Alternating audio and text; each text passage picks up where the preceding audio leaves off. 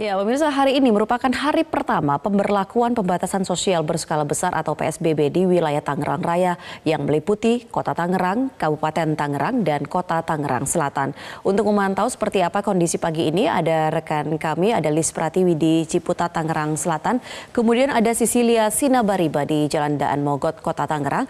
Dan juga ada rekan kami Ruth Dio yang berada di Terminal 1 Kedatangan Bandara Soekarno-Hatta. Kita langsung menuju ke mereka. Pertama kita ke Lis Pratiwi terlebih dulu. Selamat pagi Lis yang berada di Ciputat, Tangerang Selatan. Apakah sudah ada pemeriksaan di titik pengawasan yang terletak di Sandratex Ciputat Timur? Ya, Ami, hingga saat ini belum terlihat adanya pemantauan yang dilakukan di titik pengawasan Sandratex di Jalan Insinyur Haji Juanda, Ciputat Timur, Kota Tangerang Selatan. Namun, posko pemantauan sudah dibangun sejak malam hari tadi. Begitu pula ada sejumlah petugas yang sudah melakukan pemantauan di lokasi tersebut. Dan pagi hari ini rencananya pemantauan akan dilakukan sekitar pukul 7 waktu Indonesia Barat. Checkpoint di Sandratex ini berlokasi di kantor Dinas Pemadam Kebakaran dan Penyelamatan Kota Tangerang Selatan yang juga berbatasan langsung dengan wilayah pemerintahan Kota Jakarta Selatan. Titik pengawasan ini nantinya akan memantau kendaraan baik itu roda 2 maupun roda 4 yang melaju dari arah Jakarta sebelum memasuki wilayah Kota Tangerang Selatan. Sejumlah petugas juga pada hari ini sudah mulai berdatangan, yakni nantinya akan memantau dan juga melakukan pengawasan di titik tersebut, baik itu dari kepolisian, TNI, Satpol PP, dan juga ada dari petugas kesehatan. Titik poin, maksud kami checkpoint Sandratex ini merupakan satu dari 12 titik pemantauan di wilayah Kota Tangerang Selatan yang akan diberlakukan selama masa pembatasan sosial berskala besar atau PSBB yang dimulai pada hari ini Sabtu 18 April 2020 hingga awal Mei mendatang. Ami? Ya, Lis, lalu seperti apa pantauan Anda terhadap kepadatan kendaraan yang melintas di kawasan tersebut? Ami, pada hari ini akhir pekan di Jalan Insinyur Haji Juanda tampak lalu lintas kendaraan sangat lancar. Tidak banyak kendaraan yang berlalu lalang di lokasi ini. Padahal jika dibandingkan dengan waktu-waktu sebelumnya, terlebih sebelum masa pandemi COVID-19 terjadi di Indonesia, wilayah atau kawasan Jalan Insinyur Haji Juanda, Ciputat Timur, Tangerang Selatan ini seringkali macet, terutama pada pagi dan juga sore hari. Dan juga saat ini di checkpoint Sandratex di Jalan Insinyur Haji Juanda ini, menurut petugas nantinya kendaraan yang akan dilakukan pemantauan ini bukanlah berupa razia kendaraan bermotor sehingga tidak ada hukuman atau sanksi bagi para pengendara. Namun petugas akan memberikan teguran yang bersifat simpatik bagi para pengendara jika dilihat tidak mematuhi imbauan-imbauan dari pemerintah seperti tidak menggunakan masker saat berkendara dan juga tidak menggunakan sarung tangan bagi pengendara roda 2. Begitu pula dengan pembatasan untuk jumlah penumpang bagi pengendara roda 2 diimbau untuk tidak membawa penumpang atau berkendara secara untuk satu orang saja, terlebih bagi kendaraan atau pengemudi yang tidak memiliki pengemudi ojek online dan juga bagi pengemudi roda 2 yang berboncengan haruslah tinggal dalam satu kartu keluarga atau memiliki alamat yang sama. Sementara untuk pengendara roda 4, petugas mengimbau dan juga melakukan pemantauan karena nantinya harus memiliki jumlah penumpang hanya 50% dari total kapasitas kendaraan tersebut. Ami. Ya, baik, terima kasih Lis Pratiwi. Lalu sekarang kita menuju ke rekan kami, ada Sisilia Sinabariba yang saat ini berada di Jalan Daan Mogot, Kota Tangerang.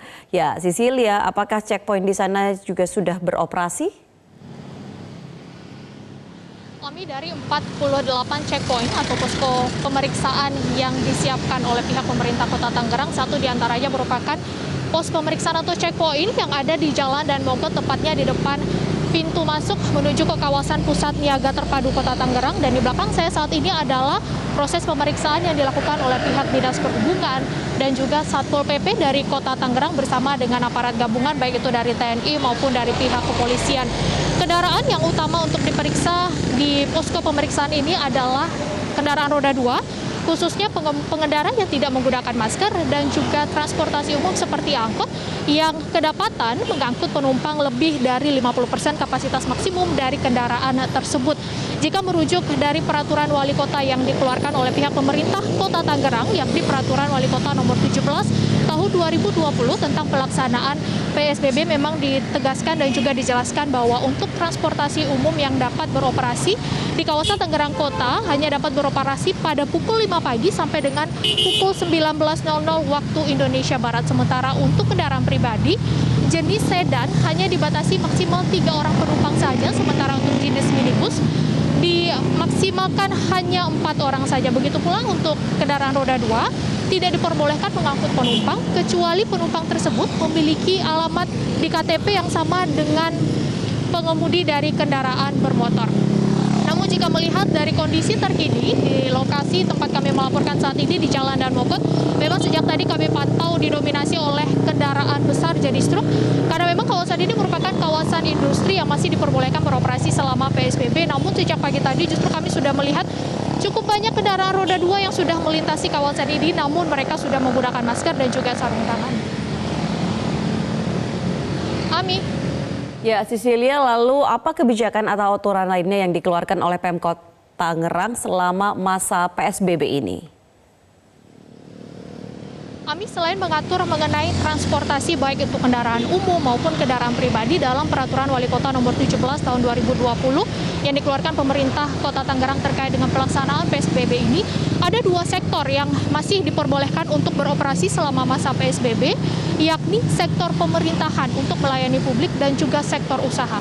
Sektor usaha yang masuk di sini adalah mereka yang bekerja atau perusahaan yang melayani di bidang kesehatan, kemudian kebutuhan pokok, serta kebutuhan-kebutuhan lainnya yang dibutuhkan oleh masyarakat selama masa PSBB, namun tetap perusahaan diminta untuk mengutamakan prosedur keselamatan baik itu untuk kesehatan dan juga kebersihan dan menjamin agar seluruh karyawan mereka dalam keadaan sehat, dan jika ada karyawan yang tidak dalam keadaan sehat maka dapat diliburkan. Selain itu masyarakat juga diminta untuk kooperatif terkait dengan pelaksanaan PSBB selama 14 hari ke depan, mengingat Kota Tangerang hanya memberlakukan PSBB ini sampai tanggal 1 Mei 2020 mendatang sehingga dapat memutus mata rantai penyebaran COVID-19 di Kota Tangerang. Ami, kembali ke Anda di studio. Ya, baik, terima kasih Cecilia. Dan pemirsa, kini kita beralih lagi ke Ruth Dio yang berada di Bandara Soekarno-Hatta. Selamat pagi Ruth, seperti apa situasi terkini di Bandara Soekarno-Hatta di hari pertama pemberlakuan PSBB Tangerang ini dari pantauan Anda? Ya, selamat pagi Ami dan juga pemirsa. Memang hari ini adalah hari pertama penerapan pembatasan sosial berskala besar di Kabupaten Tangerang, Kota Tangerang, dan Tangerang Selatan.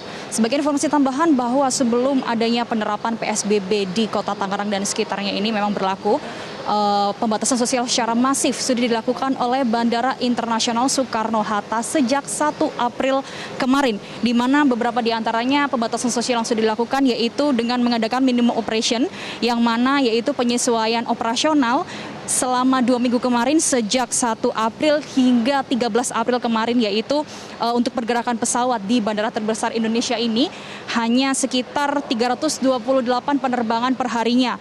Beberapa di antaranya yaitu untuk mendukung PSBB jika memang sudah diterapkan oleh Tangerang Raya dan sekitarnya yang meliputi Kabupaten Tangerang, Kota Tangerang, dan juga Tangerang Selatan. Upaya lainnya untuk mendukung penerapan pembatasan sosial berskala besar di Bandara Soekarno-Hatta ini sendiri adalah dengan menjalankan ataupun mengoperasikan beberapa terminal saja yang ada di Bandara Soekarno-Hatta Bandara Soekarno-Hatta Internasional ini. Di antaranya yaitu terdapat hanya dibuka Terminal 1 yang hanya dilakukan di subterminal 1A untuk seluruh penerbangan domestik, dan juga di Terminal 2 yang hanya mengoperasikannya di Terminal 2D dan 2F, dan juga untuk penerbangan internasional hanya berlaku di Terminal 3 Bandara Internasional Soekarno-Hatta. Beberapa upaya dilakukan diantaranya yaitu untuk menutup yaitu target Orient Development M1 yang ditutup sementara. Ami. Iya, Ruth, lalu selain tadi ada upaya-upaya yang dilakukan oleh pihak bandara untuk mendukung PSBB ini, bagaimana dengan transportasi publik sendiri di sana? Untuk transportasi publik untuk mengangkut para penumpang ini memang sejak awal April kemarin untuk stasiun bandara ini memang sudah ditutup sampai batas waktu yang belum ditentukan atau sampai pandemi ini berakhir. Dan untuk para penumpang yang ingin